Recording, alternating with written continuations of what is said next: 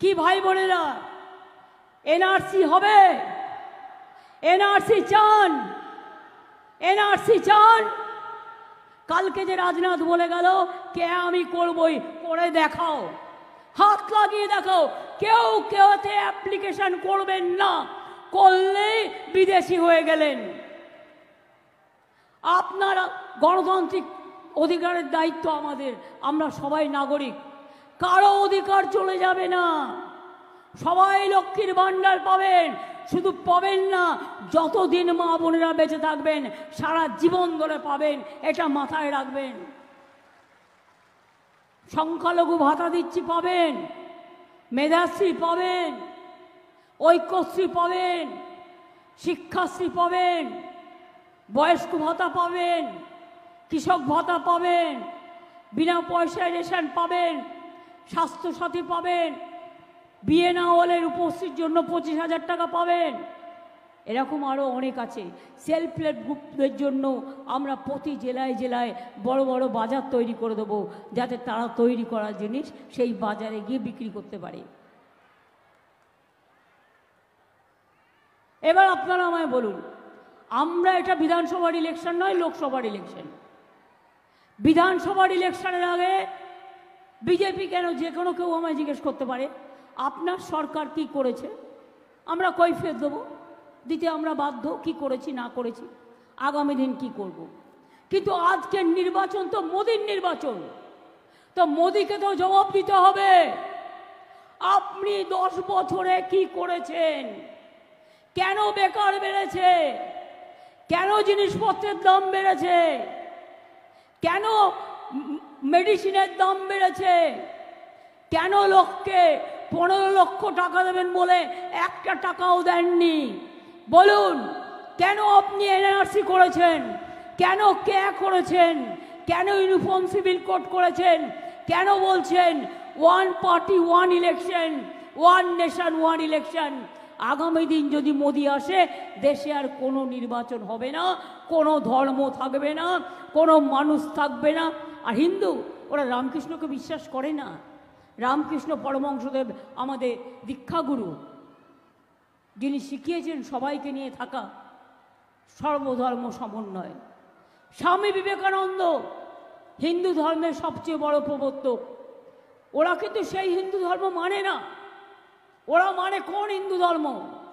বাইরে থেকে আমদানি করে নিয়ে আসা কিছু পচা শামুকে পা কাটা, যাদের ধর্ম সম্বন্ধে কোনো আইডিয়া নেই, হিন্দু ধর্মটাকে শেষ করবার জন্য আজকে এই সমস্ত মিথ্যে কথা বলে বেড়ায়।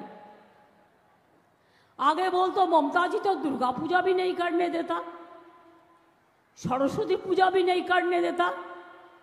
আজকে জিজ্ঞেস করুন, দুর্গা পুজো বাংলায় হিন্দু, মুসলমান, শিখ, খ্রিস্টান, আদিবাসীরা, তপশিলীরা সবাই একসাথে করে, তাই দুর্গা পুজো আজকে ইউনেস্কোর হেরিটেজ পেয়েছে।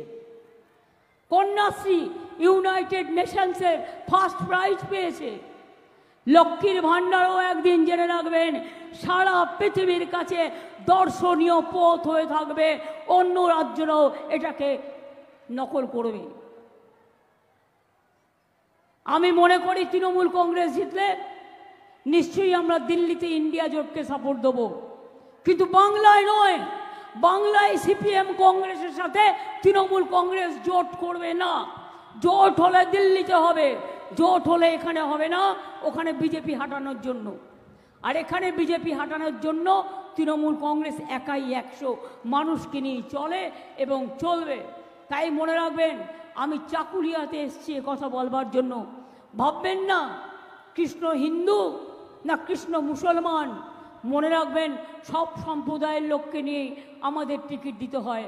মুর্শিদাবাদে যখন আমরা 3 জনই মুসলিম ক্যান্ডিডেট করে, কেউ কি জিজ্ঞেস করে ও হিন্দু না ও মুসলমান? বলুন আপনারা আমায়। যখন দক্ষিণ দিনাজপুরে হিন্দু ক্যান্ডিডেট হয় আর এখানে আমাদের হিন্দু ক্যান্ডিডেট হয়, তখন কেন জিজ্ঞেস করবে ও হিন্দু আর ও মুসলমান? ওখানে সেলিম ভোট কাটতে ঢুকেছে মুর্শিদাবাদে, বিজেপির পাখির চোখ। ও হচ্ছে একটা বিজেপির পাখির চোখ। আর এখানে যে ছোকরা দাঁড়িয়েছেন, ছোকরা না, ভদ্রলোক, তিনি হচ্ছেন আর একটা বিজেপির পাখির চোখ। তার নাকি কিচ্ছু নেই, বেচারা। লক্ষ্মীর ভাণ্ডার দেবো একটা, দেবো নাকি একটা লক্ষ্মীর ভাণ্ডার কিনে? আর গভর্নমেন্ট থেকে তো যেহেতু ছেলেদের নেই, দেখা হলো আমি আমাদের থেকে হেল্প করতে পারি। আহারে কত গরিব, আপনার কাছে একটাও পয়সা নেই, লোকের কাছে আঁচল পেতে টাকা নিচ্ছেন, সেই টাকাগুলো সব পকেটে রাখবেন, টাকার আপনার অভাব নেই। আমি উত্তর দিনাজপুরে দেখেছি জায়গায় জায়গায় আপনার টাকার ফসল চলছে, আপনার প্রচারের ফসল চলছে। কোথার থেকে আসছে টাকা?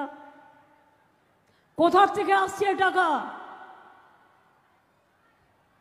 আজ বড় বড় কথা, তাই মা বোনদের জিজ্ঞেস করব, কি মা বোনেরা খেলা হবে?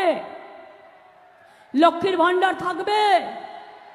বিনা পয়সায় রেশন হবে? স্বাস্থ্যসাথী হবে?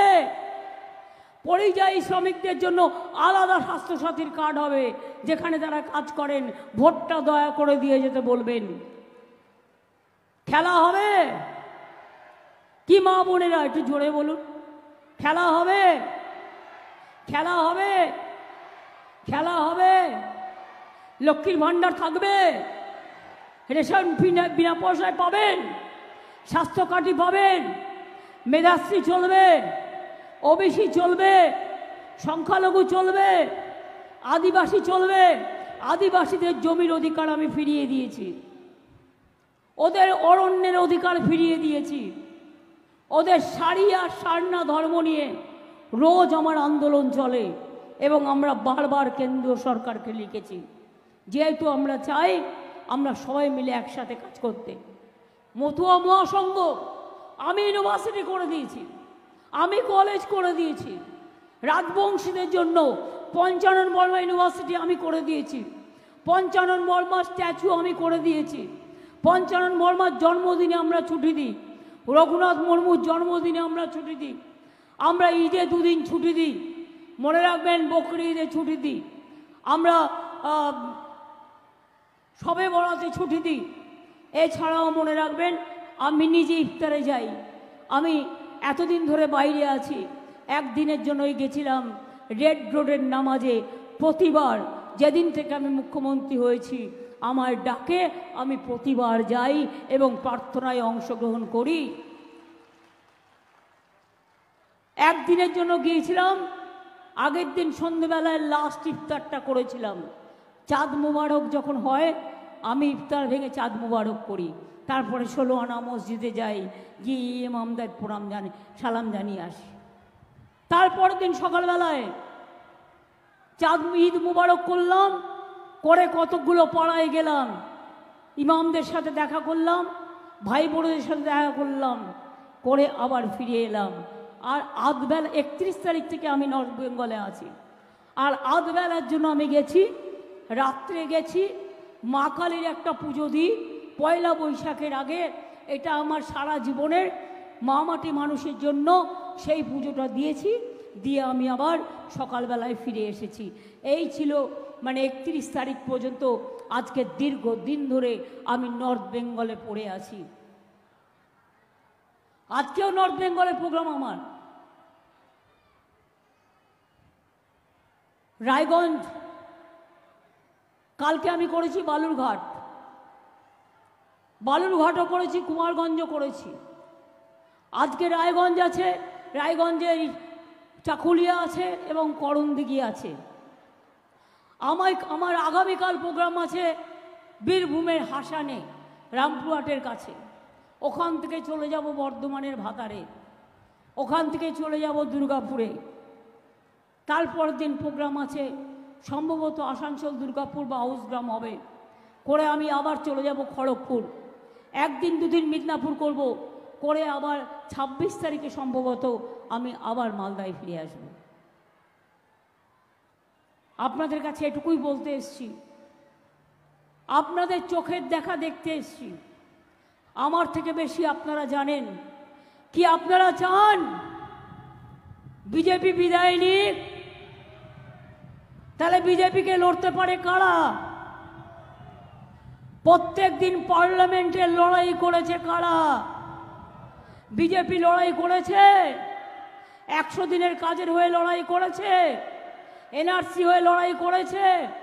আমাদের এমপিরা মার খেয়েছে, আমাদের এমপিদের টানতে টানতে ছিঁচতে ছিঁচতে নিয়ে গেছে। আমরা 100 দিনের কাজের টাকা ফিরিয়ে দিয়েছি। আমরা 11 লক্ষ বাড়ি যাদের করব বলেও করা হয়নি, মনে রাখবেন তাদেরটা করে দেবো এই ডিসেম্বর মাসের আগে। ফার্স্ট কিস্তি দেবো আর ডিসেম্বর মাসের পরে সেকেন্ড কিস্তি দেবো। আমরা 11 লক্ষ গরিব লোকের বাড়ি ফার্স্ট ফেজে করে দেবো। আর 100 দিনের কাজের জায়গায় ওদের ভিক্ষে আমরা চাই না। আমরা একটা পরিকল্পনা নিয়েছি জব কার্ড হোল্ডারদের জন্য, সেটা হচ্ছে কর্মশ্রী তার নাম। 50 দিনের কাজের গ্যারেন্টি। এটা মোদির গ্যারেন্টির মতো 15 লাখ টাকা নয়, জিরো। আমরা বলেছিলাম বিনা পয়সায় রেশন দেবো, দিয়েছি। আমরা বলেছিলাম লক্ষ্মীর ভাণ্ডার করব, করেছি। আমরা বলেছিলাম 10 লক্ষ টাকার কিষাণ স্টুডেন্টস ক্রেডিট কার্ড করব, করেছি। আমরা বলেছিলাম স্বাস্থ্যসাথী করব, করেছি। আমরা বলেছিলাম 10,000 টাকা কৃষকদের বছরে ভাতা দেবো, এই 10,000 টাকা করে দেবো, আমরা দিয়েছি, সবাইকে দিয়েছি। কাজেই মনে রাখবেন আমরা যেটা বলি সেটা আমরা করি, আর বিজেপি যেটা বলে সেটা তারা করে না। অর্থাৎ ওদের গ্যারেন্টি বলে কিছু নেই, সবটাই মিথ্যে কথা। 15 লাখ টাকা পেয়েছিলেন, আগের বার কি বলেছিল? 15 লাখ রুপিয়া মিলেগা বলেছিল, সবকো অ্যাকাউন্ট মে ভেজ দেগে বলেছিল। কি পেয়েছেন? 1 লাখ টাকা পেয়েছেন? 2 লাখ? যারা রাস্তায় দাঁড়িয়ে আছেন 2 লাখ, 3 লাখ, 4 লাখ, 5 লাখ, 6 লাখ, 7 লাখ? কি মা বোনেরা পেয়েছেন? 8 লাখ, 9 লাখ, 10 লাখ, এমনকি 50,000 টাকাও পেয়েছেন।